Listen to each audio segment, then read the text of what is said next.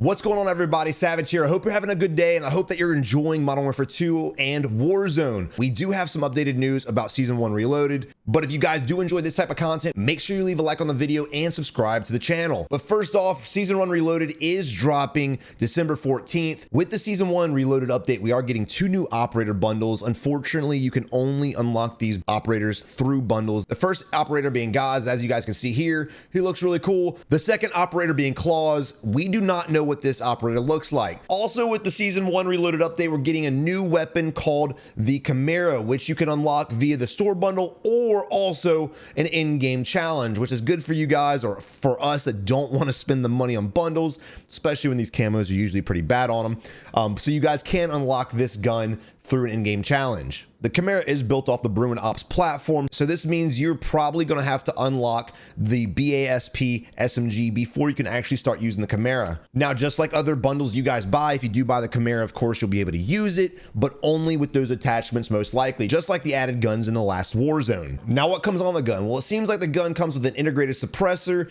also has some BLK rounds on it, subsonic ammunition that hides you from enemy players, and the developers have stated that this is a close quarter combat weapon, which is no surprise to you guys because that's really what SMGs are for. So really excited to see how this gun operates in the game, and I'm really excited to see how it goes up against the MP5 as well as the incredible Fennec. Another addition to Season 1 Reloaded is Shipment. Shipment's finally coming back, and I'm very excited for that map. Now, I am very curious to see what the map's going to look like. We know it's going to be Shipment, but just like Shoot House, we know they're going to change it up, probably drastically visually. So one of the curiosities I have about Shipment is it going to be in the middle of the ocean, or is it going to be parked up at the dock like it is in Al Mazrah? And two, if it is in the middle of the ocean, are we going to get a little bit of movement, kind of like the campaign? Are we going to see some movable objects like the containers going from side to side? Of course, hopefully not as drastic as a campaign, but it would be kind of cool to see a multiplayer map that has objects that actually move according to its environment. Now let's talk about Shipment real quick and discuss remakes. A lot of people are kind of torn right now, and I am as well. Let me know in the comment section if you agree with me or disagree with me. But it seems like they're coming out with the same remakes over and over and over. Shipment, Shoot House, Firing Range, and the list goes on. But we've yet to see other maps like High Rise, other maps like Wasteland that we just haven't had a remake, but they keep remaking the same map over and over and over. Is it because it was actually truly a fan favorite? Or is it because they already have the base foundation, they can just kind of change things on the fly? Are you guys tired of them coming out with remakes? Are you guys tired of them coming out with the same remakes? And also, would you guys rather them just make a brand new iconic map? Next up, they're bringing us raids finally, and I don't know about you guys, but I'm extremely excited for this. Just on the sole rumor that is possibly a Destiny style raid. Not sure if it's true or not, but I am a huge Destiny fan. Let me know in the comment section below if you guys were Destiny fans as well, and I love doing the raids in there, so that's very exciting. But allegedly, there's going to be problem solving that could possibly take hours, which is going to be huge for you grinders out there. It's going to give us a lot of different things to do. It's going to be a co-op style mode that's highly strategic. And again, going back to Destiny, if you remember the raids in Destiny, that's exactly how it was. An hour, 2 hours, depending on your skill level of just problem solving as well as fighting enemies. Now, lastly, the raids will continue the storyline of the Modern Warfare 2 campaign. So I'm very excited to see, is it a fork in the road where we kind of cover different characters, or, and spoiler alert, if you didn't play the MW2 campaign, is it going to continue and go off the last scene we saw after the credits of the terrorist in the plane texting no Russian? Now, all this talk about raids are getting me really excited for the future of Call of Duty, just mostly because it seems like they're hitting a variety of different genres in one title, but we'll touch more on that at the end of the video. Now, one of the last things that they're adding before we dive into my final thoughts is the new Spec Ops missions. Now, before you guys get turned off, trust me, the last Spec Ops mission may be appetizing for you guys. First mission is going to be Bad Situation, where you basically just, it's a nighttime mode, you infiltrate a town, you do some objectives, gathering some intel and other things like that. The second mission is Vehicle Escape. It is what the name implies. You drive through the suburbs, destroying SAM turrets on your way out of the city. Now, last and certainly not least, one of the most hyped things I'm kind of excited for, Observatory Defense. Now, Observatory Defense is basically, how do I put this without getting you too amped? Horde Mode. If you guys played Gears of War 5's Horde Mode, if you guys played Rainbow Six Vegas 1 and 2, you know what I'm talking about, and you know the type of fun you can have from these modes. So I'm very excited to say Observatory Defense is literally Horde Mode. You defend the observatory against wave of enemies, and between each round, you're able to gather cash and buy items from the buy stations to help you defend the next wave, like kill streaks, plates, and the list goes on.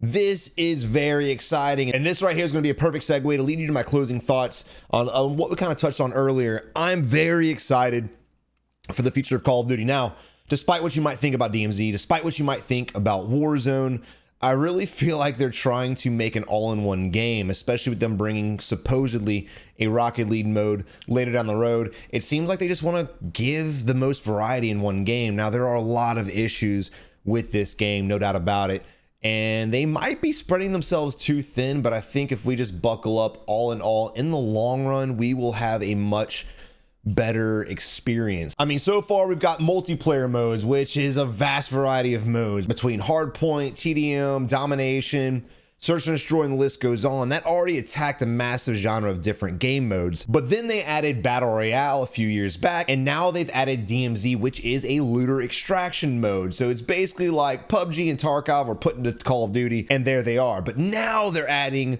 raids, which, you know, if it does stand up to all the rumors, a Destiny style gameplay, and that's just another layer of icing on the cake. And lastly, the Horde mode. So with me saying all this stuff, it just seems like they're trying to give the player base a variety of things to do. You get bored with Battle Royale, rotate to something else. Basically, Call of Duty may honestly be a forever game to where you can just, if you get bored of one thing, you just move on to the next. Now, today we just covered all the additions to the game. I'm sure they're going to be doing a lot of balancing with weapons, a lot of balancing, hopefully, cross your fingers, with plates, being able to take more damage maybe. Of course, fixing the game glitches, the issues that we're having, the UI, and the list goes on. We know there's problems with it. So hopefully, you know, on top of them adding all this stuff, we do see a great deal of changes within the game as well. And, you know, Warzone 1 came out, it had its issues, not quite as bad as Warzone 2 or Modern Warfare 2, but it did eventually evolve. So hopefully we get better quality of life changes inside of Modern Warfare 2 in all aspects, in all modes of the game. Did they spread themselves too short at the launch of the game? Yeah, most likely. Them throwing in all these new modes and all this aspirations, I think just kind of skewed their focus on just basically hunkering down, locking it in, and making sure from the ground up it was built correctly and the game was able to run stable. But right now it is what it is. And again, hopefully in time, not only will we be having these badass modes and all these new gameplay experiences and basically putting other video games within Call of Duty, but hopefully we'll have all the changes we need in order to run the game normally without crashing, have no glitches, and the list goes on.